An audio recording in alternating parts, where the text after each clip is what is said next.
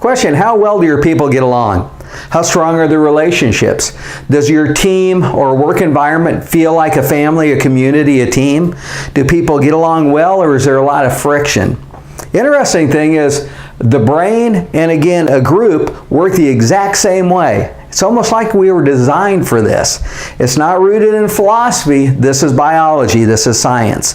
This is something I've shown a lot of different teams, and I've recorded, I think, maybe 1 or 2 videos on it, but I wanted to do one more. It's just a very basic tool that you can show your groups and use as kind of a mirror versus what I show you and what you see with your teams.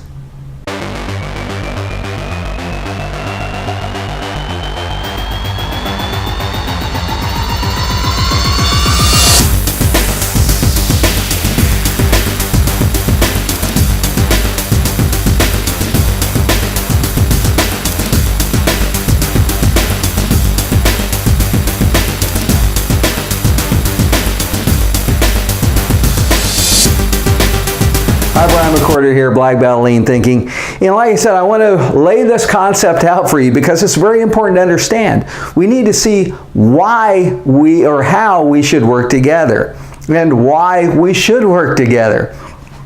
And so, okay, we've got our brain and we have our team. And we're going to see that they really are the exact same thing. A team is just several brains amplified, but it works the same way. Even the drugs, the hormones that our body releases are going to be activated by a single brain or by a group through relationships. Pretty amazing. So, with our brain, we have neurons, brain cells. The purpose of these is to store and share information. Our team are made up of people. And again, it doesn't matter if this is a work environment, a village, a community, or an actual team like a football team.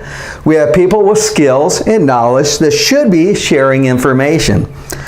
Okay, now when neurons, brain cells connect with one another, they form something called synapse, neural pathways.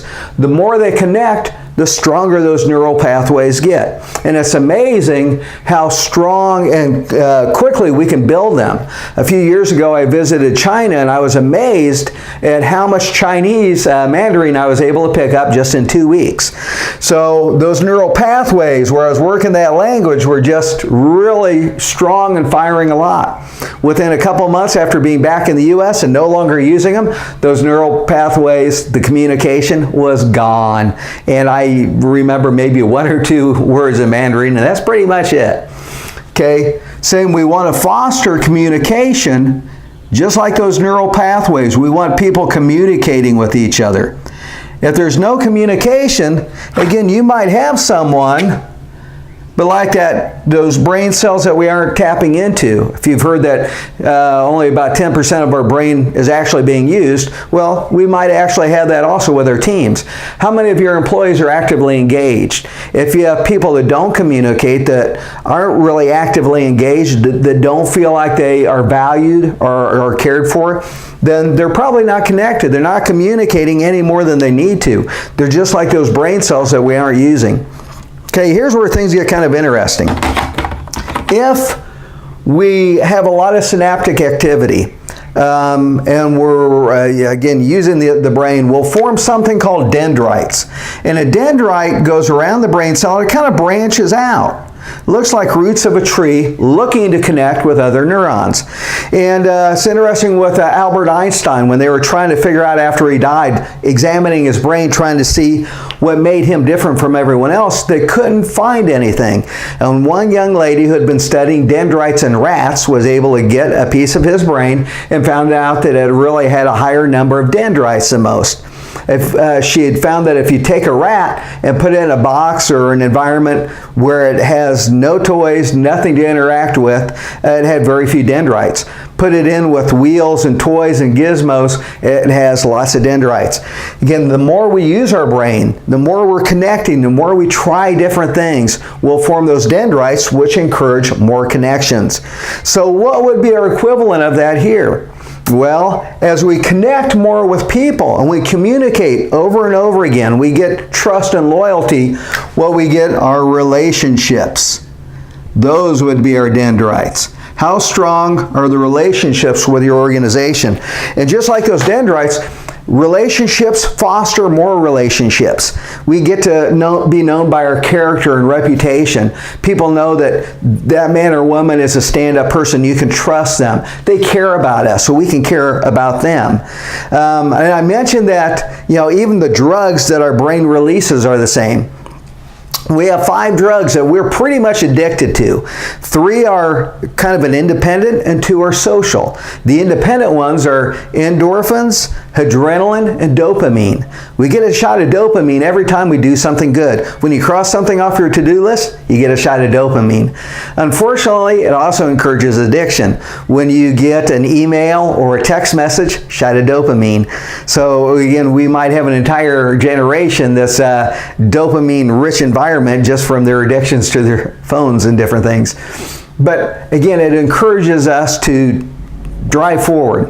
Okay, adrenaline, same. It gives us that rush, that energy to help get work done. And same with endorphins. It masks pain. It's our body's own form of morphine. And again, these all help for the well-being of the individual. But with a group, okay, when we see an act of kindness, our body releases something called serotonin.